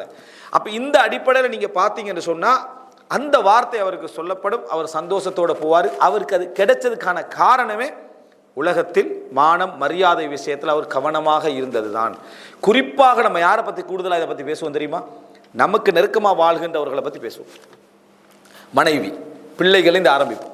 மனைவி பிள்ளைக்கு நல்ல அருள்மிக்கவர்களாக இருந்து கொண்டே அவரை பற்றி குறை என்ன செய்யும் சொல்லுவோம், கணவனை பற்றி குறை என்ன செய்யும் சொல்லுவோம். இதுதான் நாங்கள் செய்யக்கூடிய மிக மோசமான தவறுகளில் உண்டு. நமக்கு நெருக்கமானவர்களை பற்றிய அவதூறுகளை, பொய்களை, அவமானங்களை சேர்த்து குறைத்து அடுத்த விளங்க முடியாத எல்லா வார்த்தைகளையும் சேர்த்து சொல்லுவோம். இதை நம்ம தவிர்க்க வேண்டும். இரண்டாவது, இந்த அதாவது பதட்டத்தோடு சம்பந்தப்பட்டு வரக்கூடிய வாக்களிக்கப்பட்ட நல்ல மனிதர்கள் இருக்கிற அந்த இதில் அல்லாஹ் குர்ஆனில் சொல்லி காட்டக்கூடிய ஒரு விஷயம் என்ன அப்படி என்றால், மறுமையில் சில மக்கள் சுவர்க்கம் நரகம், உங்களுக்கு தெரியும் சுவர்க்கத்துக்கு போகக்கூடிய பாதை நரகத்திற்கு மேலால் அமைக்கப்பட்டிருக்கும். சொர்க்கத்துக்கு போகக்கூடிய பாதை நரகத்திற்கு மேலால் அனுப்பப்பட்டிருக்கும். அதாவது அமைக்கப்பட்டிருக்கும். அல்லாஹு தஆலா சொல்றான், வ இம் மின்கும் இல்லா வாரிதுஹா, உங்களில் அனைவரும் அந்த நரகத்திற்கு வந்தே ஆக வேண்டும் என்று அல்லாஹ். அப்படின்னா என்ன, அந்த நரகத்திற்கு மேலால் உருது துஹூல் அல்ல, உருதுண்டா அதுக்கு வந்து தான் போகணும். அந்த நரகத்துக்கு மேலால் அமைக்கப்பட்டிருக்கக்கூடிய பாதையை கடந்து தான் அவர் என்ன செய்ய வேண்டும், போக வேண்டும். அதனால தான் வ இம் மின்கும் இல்லா வாரிதுஹா, உங்களில் அனைவரும் அந்த இடத்துக்கு வந்துதான் ஆக வேண்டும். சும்ம நுனஜ்ஜில்லதீன தகவ் வ நதரு ஸாலிமீன ஃபீஹா ஜிஸியா, பின்னர் அல்லாஹ் வகான அலா ரப்பிக ஹத்மன் மக்தியா, அதுக்கு பின்னால் சும்ம நுனஜ்ஜில்லதீன தகவ் வ நதரு ஸாலிமீன ஃபீஹா ஜிஸியா, பின்னர் அதாவது இது அல்லாஹ் தஆலா விதித்துக் கொண்ட ஒரு விதி, அதில் எந்த மாற்றமும் இல்லை. இறையச்சமுடையவர்களை நாம் அதில் காப்பாற்றுவோம், தவறானவர்களை அதாவது அநியாயக்காரர்களை அதில் நம்ம வீழச் செய்வோம் என்று அல்லாஹ் தஆலா சொல்கிறான். அப்போ சில செய்திகளை நீங்கள் பார்க்கலாம், நரகம் அதாவது 70 வருட தூரத்தில் கூட அவர் என்ன செய்ய மாட்டார், அந்த நரகத்தை அதாவது வேதனையை உணர மாட்டார் என்றெல்லாம் வருது. அப்போ நம்ம நரகத்துக்கு மேலால் போக வேண்டியதில் வருதே, இது எப்படி நம்ம புரிஞ்சு கொள்வது அப்படின்னா, அந்த 70 முழ தூரத்தில் அதாவது 70 வருட தூரத்தில் ஒருத்தர் இருந்தால் அவர் எப்படி நரகத்துடைய அந்த சுவாலையை கூட உணர மாட்டாரோ, அதை விட என்ன செய்ய மாட்டார், இந்த பாலத்துக்கு மேலால் அந்த பாதைக்கு மேலால் வேகமாக போகின்றவர் என்ன செய்ய மாட்டார், உணர மாட்டார். ரசூல் அங்கே என்ன சொன்னாங்க, மின்னல் வேகம் அப்படின்னு சொன்னாங்க. மின்னல் வேகம் இன்றைக்கு உலகத்தில் விஞ்ஞான ரீதியாக சொல்கிற உச்சகட்ட வேகம் என்று அளக்கக்கூடிய அளவு எது, ஒளியின் வேகம், விளங்கிட்டா? அப்போ மின்னலுடைய வேகம் அப்படின்றாங்க. அப்போ மின்னலுடைய, அதனால் மின்னலுடைய ஒளி முதலாவது வந்து சத்தம் இரண்டாவது வருது. சத்தம் இரண்டாவது வர்றதுக்கு காரணம் சத்தம் இரண்டாவது நிலை தான், ஒளிதான் வேகமானது. அந்த வேகத்தில் ஒருத்தர் என்ன செஞ்சிருவார், பயணித்து விடுவார் அப்படின்னு வருது. இதில் நீங்கள் பார்க்கலாம் என்னன்னு சொன்னால், நம்ம மேராஜுக்கு போகக்கூடிய வாகனத்துடைய பேரும் புராக், பர்கண்டா மின்னல், பர்கண்டா என்ன மின்னல், புராக்கண்டா அந்த மின்னலுடைய ஒளி என்ற அமைப்பில் தான் அதை என்ன செஞ்சிருக்குது, அந்த வாகனத்துடைய பேரே சொல்லப்பட்டு அது வேகம், அந்த வேகத்தை சொல்லப்படுறது. அப்போ அந்த வேகத்தில் அவர் பயணிச்சுவார்னா அவர் காண மாட்டார், உணர மாட்டார், எதுவும் இல்லை. ஆனால் அதுக்கு அடுத்தடுத்த சில முஃமின்கள் பயணிப்பார்களே, அபிஹி அமலுஹு லம் யுஸ்ரி அபிஹி நஸபுஹு, எவரது அமல் ஒருவரை அதாவது லேட்டாக்கி விட்டுச்சோ, தாமதப்படுத்தி விட்டதோ அவருடைய பரம்பரை அவரை கொண்டு போய் என்ன செய்யாது, சேர்க்காது அப்படின்னாங்க. அப்படின்னா வேகம் குறைவதற்கு காரணமும் அவருடைய அமல்கள் அதுக்கேற்ற மாதிரி தரங்கள் என்ன செய்யும், குறைந்திருக்கும். அதுக்கேற்ப மாதிரி அவர் என்ன செய்வார், அதில் பாதிக்கப்படுவார். இத்தனையும் அமல்களுடைய வேகத்தால், அதாவது பதட்டத்துடைய ஒரு ஒரு ஒரு மூமின் பதறக்கூடிய நிலையில இந்த இடத்தை கடக்கிறது மிக முக்கியமானது. அந்த போகக்கூடிய நேரத்தில் வேகமான விஷயங்கள் அவருக்கு இருந்தாலும் சில பாவமான விஷயங்கள் நின்று கொண்டிருக்கும். அதில் என்ன அப்படின்னா இரத்த உறவு அந்த பாதையில் 2 மங்கிலும் நிற்கும் நாங்கள் சொல்லலாம். இரத்த உறவு இவர் எவ்வளோ அமல்கள் செஞ்சு வேகமாக போகக்கூடிய பயணமாகவே இருந்தாலும் இரத்த உறவில் அவர் தவறு செய்திருந்தவராக இருந்தால் அது அவரை பிடிச்சு என்ன செய்யும், இழுக்கும் என்னாங்கிற சொல்லலாம். அந்த இரத்த உறவுடைய பேணுதல் அவர் காட்டவில்லை என்றால் அவரது அமல் நிறைய இருந்தாலும் சரி, அவர் குறைவிட்ட இடம் பலமாக இருக்கு. அப்போ அதை ஈக்குவலாக என்ன கொண்டு போக முடியாத இடத்துல இருக்கிறதால இரத்த உறவு, அமானிதம் இவைகளெல்லாம் என்ன செய்யும், அந்த இடத்திலே அவரை கொண்டு போய் அவரை அதாவது நரகத்தில் வீழ்த்துவதற்கு காரணமாக அமையும் அப்படி என்று சொல்ற செய்தியை நம்ம என்ன செய்யறோம் பார்க்கிறோம். அப்ப ஒரு முஃமின் மறுமையில தனது நிலைகள் எல்லாமே சீர்பற்றிருக்கக்கூடிய ஒரு நிலையில இருந்தாலும் அவனுக்கு ஒரு பதட்டம் வரக்கூடிய இன்னொரு இடமாக எது மாறும் என்றா, இந்த உலகத்தில் அவன் செஞ்ச அமானித மோசடிகள், இரத்த உறவு இவைகள் என்ன செஞ்சிடும், அவனுக்கு ஒரு பயங்கரமான ஒரு இடமாக என்ன செஞ்சிடும், மாறிடும். அதனால தான் ரசூலுல்லாஹி ஸல்லல்லாஹு அலைஹி வஸல்லம் அவர்கள் அவங்களுடைய அந்த தஅவா பயணத்தில் முக்கியமான 2 சப்ஜெக்டை நீங்கள் பார்க்கலாம். அந்த இரத்த உறவு சார்ந்த விஷயம் ரசூலுல்லாஹ் தஅவாவில் மிகவும் கூடுதலாக எதிர்பார்த்தது யார் என்ற ஆதரவாளர்களாக இரத்த உறவுகளை, தன் அஹ்லுல் பைத்தினரை, குடும்பத்தினரை. காரணம், குடும்பம் எப்படி சப்போர்ட் பண்ண தெரியுமா, சரி பிள்ளைன்னு பார்க்காம சப்போர்ட் பண்ணும். குடும்பத்துடைய சப்போர்ட்ன்றது சரிப்பில் பார்க்காம சப்போர்ட் பண்ணுறது தான். என்றைக்கு குடும்பத்தில் ஒருத்தன் அவர் செஞ்சது பிள்ளைன்னு கொஞ்சம் விரோதமாக வேகமாக நிற்கிறானோ அவன் பகைமைக்கு தான் நிற்கிறான், அது பிள்ளைன்றதுக்காக நிற்கல. குடும்பத்தில் யாராவது ஒருத்தர் விரோதமாக வந்துக்கிட்டு அவர் செஞ்சது பிள்ளை அவர் எப்படி ஏற்றுக்கலாம் என்று நிற்கிறாரோ அவர் எதுக்கு நிற்கிறார் தெரியுமா, பகைமைக்காக தான் நிற்கிறார். உங்களோட பகைமை, அவருக்கு உங்களே பிடிக்கல என்பதுதான் நிற்கிறாரு. இல்லைன்னு அவர் எப்படி நின்றுப்பாருண்டா, செஞ்சது பிள்ளை தான், அது அவர் செஞ்சிருக்க கூடாதான் அந்த பேச்சு விளங்கும். அவர்கிட்ட செஞ்சிருக்க கூடாதான், மார்க்கத்தில் பிழைதான், ஆனாலும் என்ன செய்ய அவருக்கு ஏதாவது நிர்பந்தம் இருக்கும், ஒரு பின்னணி இருந்திருக்கும், நியாயம் சொல்ல ஆரம்பிப்பான். இது குடும்பத்துடைய இயல்பு. எட்டுப்புல பிள்ளைய வேகமாக ஒருத்தர் நிற்கிறான்னு சொன்னால் அவன்கிட்ட உள்ள பிரச்சனை அதுதான். தாய் தந்தை தண்ட பிள்ளையோட தவறில் எப்படி இருப்பாங்க, அடுத்த வீட்டு பிள்ளையோட தவறில் எப்படி இருப்பாங்க, தண்ட பிள்ளையோட தவறில் பிள்ளை தான் செஞ்சிருக்க கூடாது தான், ஆனாலும் அடுத்த பக்கத்துக்கு என்ன செஞ்சிருவாங்க, வந்துடுவாங்க. இது இயற்கையான நிகழ்வு. இரத்த உறவுல இரத்த உறவு சரிப்பிலை பார்க்காமல் பாசம் காட்டும், சரிப்பிலை பார்க்காமல் நிற்கும். அந்த இரத்த உறவு சரிக்கு எப்படி நிற்கணும், பிழைக்கே நிற்கும்டா சரிக்கு எவ்வளவு ஆதாரமாக நிற்கணும். அப்படி நிற்காததுனால தான் தப்பத் யதா அபி லஹப் வத பிறகுச்சு விளங்கிட்டா. இல்லைன்னா அபூஜஹலை எதிர்த்தது தான், உத்துபாவும் எதிர்த்தார் தான், சைபாவும் எதிர்த்தார் தான். அபூலஹபுக்கு மட்டும் ஏன் வசனம், முதலாவது எதிர்த்தது அவர், குடும்பம் முதலாவது எதிர்த்தா ஆதரவு வேகமாக என்ன செய்யும், குறையும். அப்ப அதுக்குரிய பங்கு அவர் எடுத்ததனால தான் அல்லாஹு தாலா என்ன அதாவது கடுமையான இதாக இறக்கிறார். ரசூலுல்லாஹி ஸல்லல்லாஹு அலைஹி வஸல்லம் குடும்பத்தில் ஆதரிச்சவர்களோடு இரட்டிப்பான அன்பாக என்ன செஞ்சாங்க, ரசூலுல்லாஹ் இருந்தாங்க. அதுக்கு காரணம் குடும்ப ஆதரவு அடுத்தவருடைய ஆதரவை விட தஅவாவை 2 மடங்காக்கும், தஅவாவுடைய வேகத்தை இரட்டிப்பாக ஆக்கும். லூத் அலைஹிஸ்ஸலாம் இன்னொரு ஊர்ல இருந்து கொண்டு என்ன சொன்னாங்க, என்னது அதாவது ஆவி இலா ருக்னின் ஷதீத், எனக்கு ஒரு பலமான ஒரு தூண் எனக்கு இல்லையே, சப்போர்ட் இல்லை இந்த ஊரில், நான் அவர் ஹிஜ்ரத் வந்த ஊர், எனக்கு ஒரு சப்போர்ட் இல்லையே. ரசூலுல்லாஹ் சஅத் ரலியல்லாஹு அன்ஹு அவர்களை கடுமையாக பாராட்டி அவரை மடியில் வச்சுக்கிட்டு ரசூலுல்லாஹ் கண்ணீர் வடிச்சது காரணம், இன்னொரு ஊரில் குடும்பத்தை போல சப்போர்ட்டுக்கு நின்றவர் யாரு, சஅத். விளங்கிட்டா. அதனால ரசூல் ஸல்லல்லாஹு அலைஹி வஸல்லம் என்னது, அல்லாஹ் தஆலாவுக்கு நீங்க அளித்த வாக்கை நிறைவேற்றி விட்டீர்கள், அல்லாஹ் உங்களது வாக்கை நிறைவேற்றுவான், உங்களுக்கு அளித்த வாக்கை நிறைவேற்றுவான்னு சொன்னாங்க. குடும்ப ஆதரவு. அதே போல குடும்பத்தில் ரசூலுல்லாஹ்களை நிராகரிச்சவங்களை பார்த்து கூட ரசூலுல்லாஹ் என்ன சொன்னாங்கடா, நான் எனக்கும் உங்களுக்கு இடையில ஒரு உறவு இருக்குது, இரத்த உறவு, அதை கொண்டு நான் நலைப்பேன், அதில் நான் சீராக நடந்து கொள்வேன் ரசூலுல்லாஹ் சொன்னாங்க, குஃப்ராக இருந்தும் கூட. அப்ப இஸ்லாம் வலியுறுத்தக்கூடிய ஒரு அற்புதமான உறவு அல்லாஹ் தஆலாவுடைய ஃபித்ரா, அது அல்லாஹ் தஆலா வச்ச ஃபித்ரா இரத்த உறவு. இந்த இரத்த உறவுக்கு துரோகம் செய்தவர்கள், அநியாயம் செய்தவர்கள், இரத்த உறவு எல்லாரும் என்ன கேட்குற, இரத்த உறவு அநியாயம் செய்து, பிழை செய்து, அது செய்து, இது செய்துன்னு சொல்றோம். அப்ப ரசூலுல்லாஹ் என்ன சொன்னாங்க, லைசல் வாசில் பில் முகாஃபி, சமமுக்கு சமமாக இருக்கிறவனில் இரத்த உறவை செய்து நடப்பவன். உலகத்துல எல்லாரோடையும் நம்ம நல்லா இருப்போம், நம்ம கொண்டு செஞ்சா அவங்களோட நான் நல்லா இருக்க தான் போகிறோம். அவர்கள் எம்மை துண்டித்தாலும் நம்ம சிறப்பாக நடந்து கொண்டால் என்ன, அதுதான் இரத்த உறவை சேர்ந்து நடக்கக்கூடிய விஷயம். எல்லாத்தையும் கொடுக்கணும் என்பது அர்த்தம் அல்ல, பகைக்காம இருக்கிறது. சில பொழுதுகளை கொடுக்க இல்லாமல் இருக்கும், அநியாயம் பண்ணிப்பாங்க, துரோகம் பண்ணியிருப்பாங்க, தாங்க இல்லாமல் இருக்கும். ஆனால் பகைக்காமல் இருத்தல்றது மிக கட்டாயம், வெறுக்காமல் இருத்தல் என்பது மிக கட்டாயம். இந்த இரத்த உறவை அதாவது பகைத்தவர்கள், ஏன்னா முதலாவது அந்த இரத்த உறவை படைச்ச உடனே அந்த இரத்த உறவை நிற்கிது. யா அல்லாஹ் என்ற ஹக்கு, எந்த ஹக்கை நீத்தா. அப்போ அல்லாஹு தாலா என்ன சொல்றா, உன்னை சேர்ந்தவர்களை சேர்ந்து நடப்பேன், உன்னை துண்டித்தவர்களை துண்டித்து நடப்பேன். மறுமை நாளில் ஒருவர் வேகமாக சொர்க்கம் போவதற்கு காரணிகளில் மிக அதாவது அவருடைய இயல்பிலையும் அவருடைய விருப்பத்திலையும் செஞ்சிருப்பார். நன்மைகள் குறைவாக செஞ்சிருக்கலாம், ஆனால் இது அவரை சொர்க்கத்துக்கு கொண்டு போய் என்ன செஞ்சிடும், சேர்த்து விடும். இந்த இரத்த உறவு என்கின்ற ஒரு இடம். ஸோ அந்த சராத் என்ற பாதையில் ஒருத்தர் போகிற நேரத்தில் அதுவே மொத்தமாக எல்லா மூமின்களுக்கும் ஒரு பதட்டமான இடம். அந்த பதட்டமான நேரத்தில் இவருக்கு சோதனையாக வரக்கூடிய ஒரு உச்சகட்ட ஒரு நிலை தான் எது, இரத்த உறவுகளும் அமானிதமும் அவருக்கு சூழ என்ன செய்வது, நிற்பது. நம்ம போகிற பயணம் அதில் குரஸ் ஆகிறது எதால் என்று சொன்னால் இந்த இரத்த உறவுகளால் நம்ம பிற்படுத்தப்படலாம், நரகவாதியாக மாற்றப்படலாம். எந்த அளவுக்குண்டா, அந்த பாலத்துக்கு முன்னால் நின்ற உடனேயே அங்கே ஒரு இருள் பரவிடும், யாரையும் யாருக்கும் விளங்காது. அப்படிப்பட்ட ஒரு இருட்டு அந்த இடத்துல என்ன செய்யும், ஏற்படும். அதுக்கு போவதற்கு எப்படி போகிறது நினச்சி பாருங்க.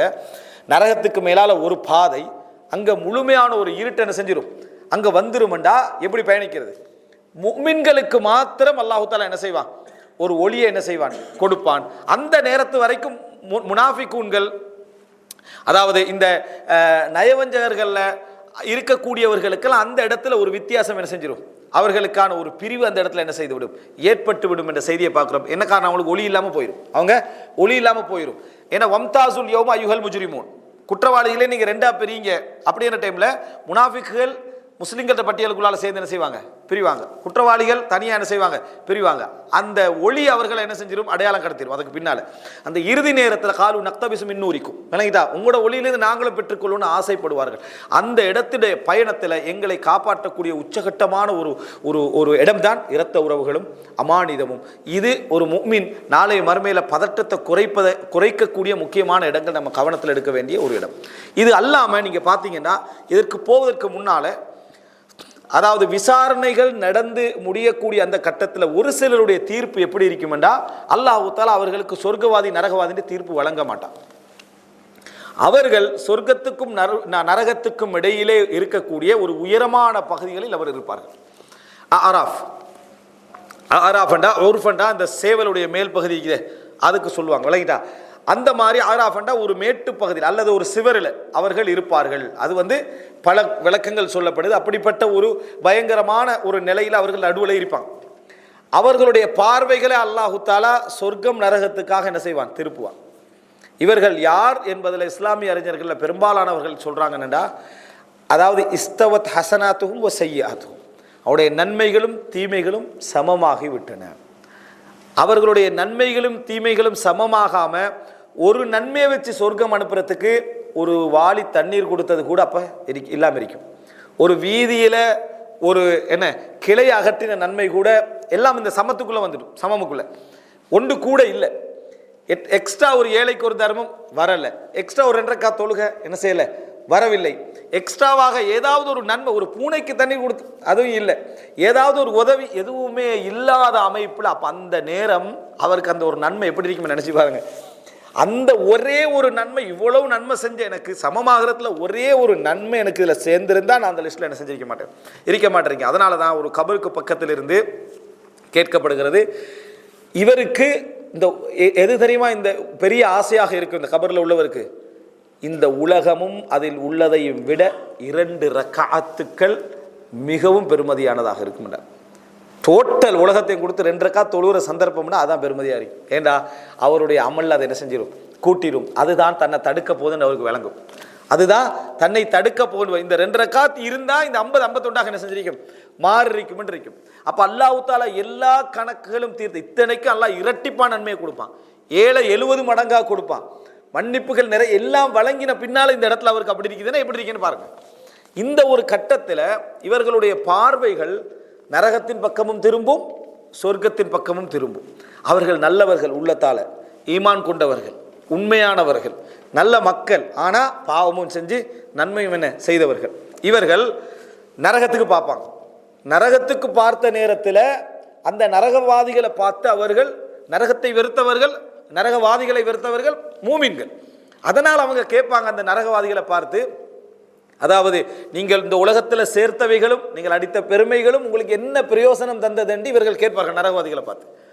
அதே நேரம் அல்லாஹ்விடத்தில் துஆ கேட்பார்கள், ரப்பனா லா தஜஅல்னா மஅல் கௌமி ஸாலிமீன், யா அல்லாஹ் அநியாயக்கார கூட்டத்தில் எங்களை ஆக்கிராதே யா அல்லாஹ். அவங்க 50% பாவம் செஞ்சுக்கிறாங்க, ஆனால் அல்லாஹ்வுடைய ரஹ்மத்துக்கான சான்ஸ் இருக்கு. துஆ கேட்பாங்க என்ன, ரப்பனா லா தஜஅல்னா மஅல் கௌமி ஸாலிமீன், யா அல்லாஹ் இந்த அநியாயக்காரர்களோடு எங்களை ஆக்கி விடாதே என்று அவர்கள் கெஞ்சுவார்கள். அந்த நேரம் சுபஹான், அந்த கெஞ்சுதலே ஒரு போராட்டமா இல்லையா? நம்ம அந்த அந்த நிம்மதியில் இருக்கிறதான. ஏன்னா எந்த தீர்ப்பு எங்களுக்கு என்ன வரும்னு யாருக்கு தெரியும்? ஏன்னா நம்ம சொல்லப்பட்ட படித்த விளக்கம் இவைகள் எல்லாமே இந்த உலகத்தில் எங்களுக்கு அமல் செய்கிறதுக்கு தரப்பட்டது தான். கபரில் நம்ம அடக்கப்பட்டதோடு மறந்துடுவோம். காலு மம்பாசனா மின் மர்கதினா, யா அல்லாஹ் எங்களை எங்கள் தூங்குகிற இடத்திலிருந்து எழுப்பியவர்கள் யார் என்று தான் கேட்பாங்க. நிறைய விஷயங்களை மறந்து போய் கற்பத்திலிருந்து வெளியே வந்த நேரத்தில் எப்படி பல விஷயங்களை நம்ம மறந்தோமோ, அல்லாஹ் அதாவது படைத்த நேரத்தில் எங்களை நாம் ஒரு இறைவன் இல்லையா என்று அல்லாஹ் தஆலா அனைத்து உயிர்களிடத்தில் என்ன செஞ்சான், கேட்டான் என்று வருது. அதை எப்படி மறந்தோமோ? நம்ம அனைவருமே தாய்ப்பால் இருந்தவர்கள், கற்பத்தில் இருந்தவர்கள். யாருக்கா ஞாபகம் இருக்குதா?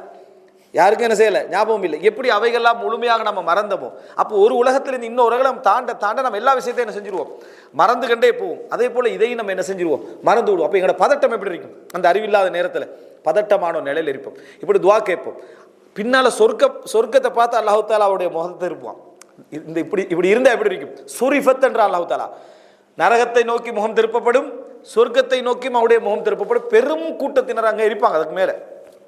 அப்போ சொர்க்கத்தை நோக்கி திருப்பப்பட்ட நேரத்தில் அவங்கள் வந்தது லம் யதுஹுலூஹா வஹும் யத்மஊன். அந்த குர்ஆன் வசனத்தை பாருங்க, லம் யதுஹுலூஹா வஹும் யத்மஊன்.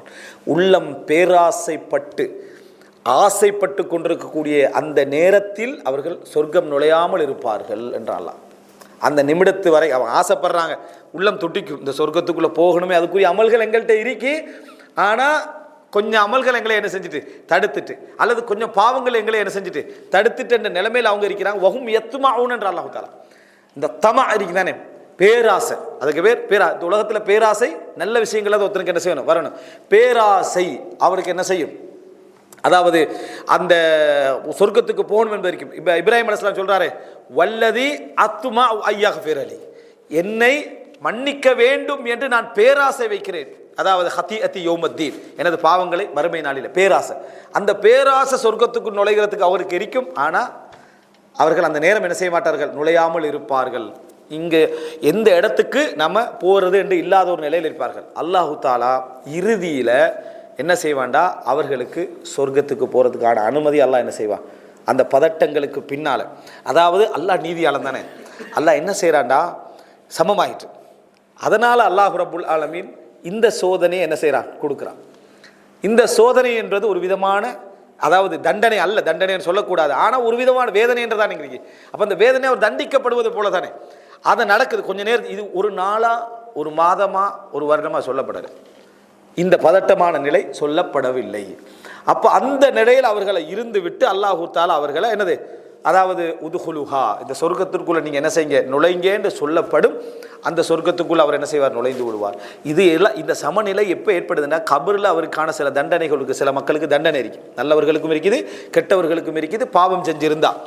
அப்படி தண்டனைகளை அனுபவிச்சுட்டு வர டைமில் அல்லாஹு தஆலா அதுலேயும் சில பாவங்களை அழிச்சிருப்பான். அதுலேயும் அந்த கபருடைய வேதனையில் சில பாவங்களை எல்லாம் என்ன செஞ்சிருப்பான், அழித்திருப்பான். அதுக்கெல்லாம் பிறகுதான் இந்த நிலை என்ன செய்கிறது, சமநிலை ஏற்படுகிறா. அல்லாஹ் சொர்க்கத்துக்கு அனுப்புவதற்கான அவனது நீதி என்ற அடிப்படையில் எல்லா வேலையும் என்ன செய்கிறான், சரி. அதுக்கு பிறகும் இது என்ன செய்கிறது, சமமாகிறது. அதுக்கு பிறகு அவர்கள் அல்லாஹ் தஆலா நரகத்துக்கு அனுப்பாமல் இது போன்ற ஒரு சோதனை அல்லாஹ் தஆலா கொடுத்து அவர்கள் சொர்க்கம் நுழைவார்கள் அப்படி என்ற ஒரு செய்தி என்ன செய்கிறோம், நம்ம பார்க்கிறோம். இந்த நிலை நமக்கு வர வேண்டுமா, நினைத்து பாருங்கள். அதாவது சொர்க்கவாதிகளாக போக போகிறோம், ஆனால் பதட்டம் என்ன செய்கிறது, இருந்து கொண்டிருக்கிறது என்றால் இது நமக்கு வர வேண்டுமா, இப்படி ஒரு சோதனை நம்ம அனுபவிக்க வேண்டுமா என்பதை நினைத்து பார்ப்பதற்கான ஒரு அம்சம் தான் இது. நம்ம பாவிகள் நம்ம படித்தது தானே, பாவிகளுடைய நிலைகளில் இது மேலதிகமான ஒரு பதட்டத்தை நமக்கு தரக்கூடிய ஒரு அம்சம். இறுதியாக இதில் நிறைய விஷயங்கள் உண்டு சுட்டி காட்டப்பட வேண்டிய, ஆனால் இந்த அமைப்பிலான விஷயத்தில் இறுதியான ஒரு அம்சம், சிலர் இதை தாண்டிடுவாங்க. இதை அதாவது சிராத்தை பாலத்தை எல்லாரும் தாண்டி போயிடுவோம். இப்போ தாண்டினவங்களாம் யார், சொர்க்கவாதிகள். அதுக்கு பிறகு ஒரு பதட்டம் இருக்கும். அதாவது அந்த பாலத்தை தாண்டிய பின்னால் ஒரு பதட்டம். நீங்கள் மறுமை நாளுடைய நிகழ்வுகளை தர்த்தீபாக பார்த்தீங்கன்னா ஒரு விஷயம் விளங்கும், ரப்பு நீதி என்றதுக்காகத்தான் இவ்வளோ செஞ்சுக்கலாம். இல்லைண்டா அல்லாஹு தாலா படைச்சிட்டு அப்படியே நரகவாதி சொர்க்கவாதின்னு பிரிச்சுனேன். ஏன்னா ரப்புடைய அறிவில் யார் நரகவாதி யார் சொர்க்கவாதின்னு இருக்குது. ஆனால் எங்களுக்கு எல்லாம் நிரூபிக்கிறான். நரகவாதி என்றால் நீ நரகத்துக்குரிய செயல்களுக்கெல்லாம் செஞ்சுக்கிறாய். ஏடுகள் உடல் பேசும், ஆதாரங்கள் பேசும், சாட்சிகள் பேசும், இந்த செராத்து பேசும், எல்லாமே அல்லாஹ் செஞ்சு இறுதியாக இதை தாண்டிய பின்னால் இன்னொரு பதட்டம் சொல்லப்படுகிறது. இன்னொரு மனிதனுடைய அதாவது ஹவல் ஒரு அமளி துமளியான ஒரு நிலை என்ன செய்கிறது சொல்லப்படுகிறது. அது என்ன அப்படி என்று சொன்னால், ஒரு மனிதன் இவர்கள் எல்லோருமே கண்தரா அதாவது இந்த இதெல்லாம் தாண்டின பின்னால ஒரு இன்னொரு இடத்துல ஒரு குன்று போன்ற ஒரு இடம் வைங்களேன், ஒரு மேல பாலம் போன்ற ஒரு இடத்துல இன்னொரு இடத்துல நிறுத்தப்படுவார்கள். இந்த அனைவரும் எத்தனை பேர் சொர்க்கவாதிகள்? அத்தனை பேர் சொர்க்கவாதிகள் தான். ஆனால் நிறுத்தப்படுவார்கள். அந்த இடத்துல இவர்கள் எல்லாம் சொர்க்கவாதிகளாக இருந்தாலும் யார் யார் சொர்க்கத்துக்கு போறவங்க இருப்பான்? நம்ம பெரும்பாலும் சொர்க்கத்தை எப்படி நினைப்போம்? நமக்கு விரும்பாதவன் யார் என்ன செய்யக்கூடாது, சொர்க்கத்துக்கு வரப்படாதுன்றத நம்மளோட யோசனையாக இருக்கும். அவனுக்கு என்ன யோசனையாக இருக்கும்? இவன் சொர்க்கத்துக்கு வரக்கூடாது. இது ரெண்டு பேரும் அதே இடத்துல இருப்பாங்களா இல்லையா? அல்லாவுடைய நீதி வேறே. ஏன்டா இவனை அநியாயம் செஞ்சுக்கிறான், அவனை அநியாயம். இப்போ யாரெல்லாம் எனக்கு ஒருத்தர் அநியாயம் செஞ்சிட்டா அவனுக்கு எப்படியாவது உடனே பழி வாங்கன்னு நம்ம துவா கேட்போம். அல்லாஹ் தாலா அதை தாமதிச்சு தான் என்ன செய்வான், கபூல் செய்வான். இவர் ஒருத்தருக்கு அநியாயம் செஞ்சிருப்பாரு, அவன் இவருக்கு எதிராக துவா கேட்பான். யாரெல்லாம் இவருக்கு என்ன எப்படி செஞ்சு, இவர் என்ன அல்லாட்ட எதிர்பார்ப்பாரு, நல்லா கொஞ்சம் என்னை மன்னிச்சிரு, நான் எல்லாம் மாற்றிக்கிறேன். தாமதத்தை அல்லாட்ட என்ன செய்வார், எதிர்பார்ப்பாரு. ஸோ அல்லாஹ் தாலா ரெண்டு பேருக்கும் நீதியாக இருப்பான். அல்லாஹ் தாலா இரண்டு பேருக்கும் நீதியாக இருப்பான். மழை பொழிய வேண்டிய இடத்துல அதாவது அப்போ தான் விவசாயத்தை என்ன இந்த தூவின இடத்துல ஒரு ஃபேமிலி இருக்கும், அது ஒரு மகளாக இருக்கும், அது ஒரு மகனாக இருக்கும். உப்பளத்தில் ஒரு என்ன ஒரு மகன் இருக்கு, அதாவது உப்பு காய போகிற இடத்துல ஒரு மகன் இருப்பார். அவர் மழை பெய்யாது என்று துவா கேட்பார், ஒரு மழை பெய்யன்னு என்ன செய்வார், துவா கேட்கணும். ரெண்டுக்கு இறைவன் என்ன செய்வான், நீதியாக நடப்பான். சில டைமில் அவருக்கு தேவைப்படும், இவருக்கு தேவைப்படாது. சிலது ஒரே இடமா இருக்கும், ஒருத்தருக்கு தேவையில்லாமல் இருக்கும். அல்லாஹ் எல்லாருக்கும் என்ன செய்வான், நீதியாக நடப்பான். இதே மாதிரி ரப்புல் ஆலமீன் அந்த இடத்துல கொன்றவரும் கொல்லப்பட்டவரும் சொர்க்கத்திலேன்னு ஒரு ஹதீஸ் வருது. ஒருத்தரை கொன்றுறாரு, அவர் ஷஹீதாயிடுறாரு, யுத்த காலத்தில் அவர் சொர்க்கம் போயிடுறாரு. பின்னர் இவர் இஸ்லாத்துக்கு வராரு, இவரும் சொர்க்கத்துக்கு என்ன செய்கிறார், போகிறார். இவரையும் அவர் பார்ப்பார். இந்த மாதிரி நேரம் அல்லாஹு தாலா என்ன செய்வான்டா, அந்த சொர்க்கத்துக்கு போவதற்கு முன்னால் சின்ன சின்ன வேதனைகளில் இதுவும் உண்டு. ஒருவருக்கொருவர் நடந்த விஷயங்களில் உள்ளத சின்ன சின்ன கணக்கு அங்கே என்ன செய்யப்படும், தீர்க்கப்படும். அது எப்படின்னு ஹதீஸில் என்ன செய்யலை, வரலை. சில பொழுதுகளில் அங்கே ஒரு விசாரணை நடக்கலாம், அல்லாஹு அலம் வரலை நேரடியாக. எப்படியோ இந்த வேதனை ஒருத்தருக்கு ஒருத்தர் என்ன செய்யப்படும், தீர்க்கப்படும்.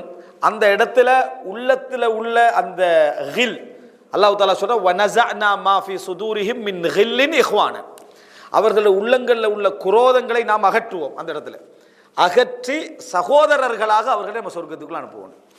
அவர்கள் சொர்க்கம் போகிற நேரத்தில் அவர்களை சகோதரர்களாக அனுப்புவோம். இந்த ஒரு நேரத்தில் அடுத்தவர்களுக்கு ஹில் இல்லாமல் நாங்கள் வாழ்ந்தவர்களாக இருந்தால், ரப்பனா அதாவது வலா தஜ்அல் ஃபீ குலூபினா ஹில்லன் லில்லதீன ஆமனு, அதாவது எந்த ஒரு ஈமான் கொண்டவர்களுக்கும் ஒரு ஹில்லை எங்களது உள்ளத்திலே என்ன செய்து விடாது, ஏற்படுத்தி விடாது. ஹில் அப்படின்னா குரோதம், வெறுப்பு, ஒரு பொருத்தமின்மை, ஒரு விருப்பமின்மை, இதை ஏற்படுத்தி விடாதுன்னு துவால சொல்றோம்.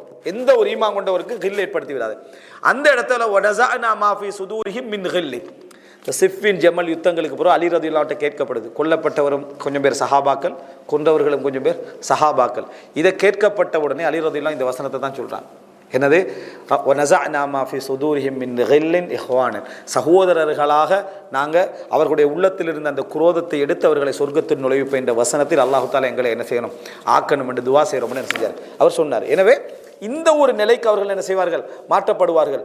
நம்ம வெறுத்து வாழ்க்கையில பிரிந்த வாழ்க்கையில ஒதுக்கிய எத்தனையோ பேர் சொர்க்கவாதிகளாக அல்லாஹ் தஆலா தீர்ப்பளித்திருப்பார். நம்ம விரும்பிய எத்தனையோ பேர் நரகவாதிகளாக அல்லாஹ் என்ன செஞ்சுவார், தீர்ப்பளித்திருப்பார். இறைவனுடைய நீதி அவருடைய அமலை வச்சு மட்டும்தான், பரம்பரையை வச்சு அல்ல.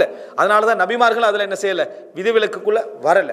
அப்படிப்பட்ட ஒரு நேரத்திலும் நாங்கள் ஹில்லு குறைந்தவர்களாக அல்லது ஹில்லு அற்றவர்களாக, மற்றவர்களுக்கு எந்த விதமான பாதிப்பும் இல்லாதவர்களாக இருந்தால் நாங்கள் நிம்மதியானவர்களாக என்ன செய்வோம், சொர்க்கத்துக்கு முந்தி செல்கின்றவர்கள் என்ன செய்வோம் இருப்போம். இன்னொருவருக்காக இன்னொருவர் அல்லாஹ் தஆலா என்ன செய்ய மாட்டான், காத்து செய்ய அதாவது அதை காக்க வைக்க மாட்டான் என்பதை நம்ம என்ன செய்ய வேண்டும், புரிந்து கொள்ள வேண்டும். இறுதியாக அன்புள்ள சகோதரர், இந்த ஒரு செய்தியை சொல்லி முடிச்சிடுறேன். என்னன்னா, நரகம் என்று தீர்ப்பளிக்கப்பட்ட பின்னால, நரகவாதிகள் நரகத்திற்கு, அதாவது இந்த இப்போ நான் சொன்ன விஷயங்கள் நீங்கள் என்ன புரிஞ்சுக்கணும், மறுமை நாள் பதட்டமானது, வேதனையானது. அதில் ஈமான் கொண்டவர்களுக்கு நடக்கக்கூடிய ஒரு மேலதிகமாக நம்ம தவிர்த்திருக்க வேண்டிய சில நிகழ்வுகளால் நம்ம பதட்டம் அடையக்கூடிய, வேதனை அடையக்கூடிய ஒரு நிகழ்வை தான் இது என்ன செய்கிறது, சொல்லப்படுகிறது. எப்போ இந்த ஆத்மா இந்த பதட்டத்தில் இதெல்லாம் நீங்கும், சொர்க்கத்துக்குள்ள நுழைய நேரத்தில். அதனால தான் அல்லாஹ் தஆலா அந்த பதட்டம் நீங்கியதுனால யா ஐயத்துஹன் நஃப்சுல் முத்மஇன்னா, அமைதி அடைந்த ஆத்மாவே. அதுக்கு பிறகு என்ன, பதட்டங்களும் இல்லை, குழப்பங்களும் இல்லை, வேதனைகளும் இல்லை. அது வரைக்கும் அவன்கிட்ட ஒரு ஓட்டம் என்ன செய்யும், கொஞ்சம் கொஞ்சமாவது என்ன செய்யும், இருந்து கொண்டு இருக்கும் என்பதை நம்ம பார்க்கிறோம். இப்போ ஒரு முஃமின், அதாவது நரகவாதிகளுடைய தீர்ப்பளிக்கப்பட்ட பின்னால, இப்போ முஸ்லிமாக இருக்கக்கூடியவர்களில் நரகம் என்று தீர்ப்பளிக்கப்பட்டு மன்னிக்கப்படாமல் நரகம் போனவங்க இருப்பாங்க. அந்த நேரத்தில் எல்லா சகோதரர்களுக்கும் போய் அல்லாஹ்விடத்தில் ஒரு ஷஃபாத்துக்கு ஈடுபடுவோம். முஃமின்களாக இருக்கக்கூடிய சொர்க்கவாதிகள் என்று தீர்ப்பளிக்கப்பட்டவர்கள் அல்லாஹ்விடத்தில் ஷஃபாத்து செய்வாங்க.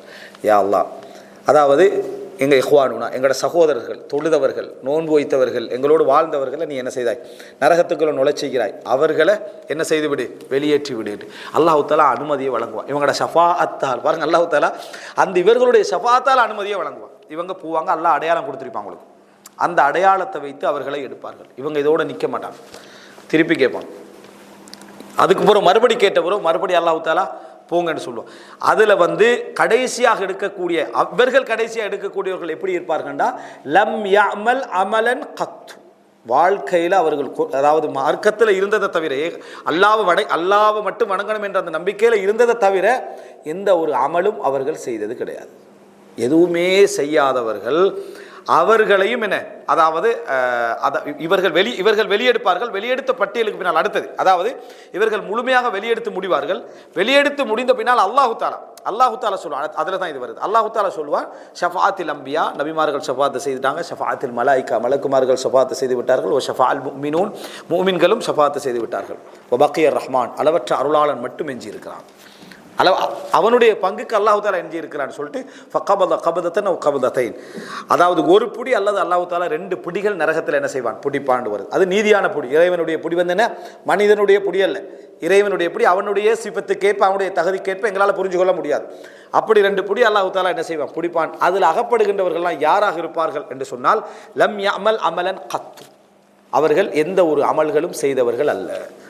அவர்களை எடுத்து அல்லாஹு தாலா, அப்படின்னா அதில் யாரும் மிஸ் ஆக மாட்டாங்க. அதில் யாரும், அந்த பட்டியல் உள்ள யாருமே மிஸ் ஆக மாட்டாங்க. இந்த கேட்டகரிகள் உள்ளவங்க, அவர்களை எடுத்து அல்லாஹ் ஹயாத் என்ற நீரில் போடுவான். இப்போது நரகவாதிகளாக அவங்க இருக்கிற நேரத்தில், நாங்கள் இந்த பாவங்களுக்காகத்தான் நரகத்தில் தண்டிக்கப்படுகிறோம் என்றது அவங்களுக்கு தெரியும். நாங்கள் சொர்க்கத்துக்கும் போவோம் என்று தெரியும். ஆனால் எவ்வளோ காலம் என்ன இருப்போம்ன்றது தெரியாது அவர்கள். இது எவ்வளோ ஒரு வேதனையான விஷயம். ஆனால் அவங்க நாங்கள் சொர்க்கம் போவோம் என்பது தெரியும், ஆனால் எப்போ போவோம்ன்றது என்ன அவங்களுக்கு தெரியாது. எப்போ நம்ம வெளியெடுப்போம்ன்றது தெரியாது. இப்படிப்பட்டவர்களை எடுத்து ஹயாத் என்ற நீரிலே அவர்கள் போடப்படுவார்கள். சொர்க்கத்துக்கு போவதற்கு முன்னால் எரிந்து சாம்பலாகி போகிருந்த அந்த மக்கள் எப்படி வெள்ளம் முடிந்த பின்னால் ஓரங்களில் மரங்கள் அழகான முறையில் என்ன செய்கிறது, பூக்கிறதோ, அது வருகிறதோ, அதுபோல அழகாக என்ன செய்வாங்க, திருப்பி மறு வடிவம் பெற்று அவர்கள் என்ன செய்வார்கள், அந்த இடத்துல ஹயாத் என்ற நீரில் அவர்கள் உருவாகுவார்கள். பின்னர் அவர்கள் சொர்க்கத்திற்குள்ள நுழைக்கப்படுவார்கள்.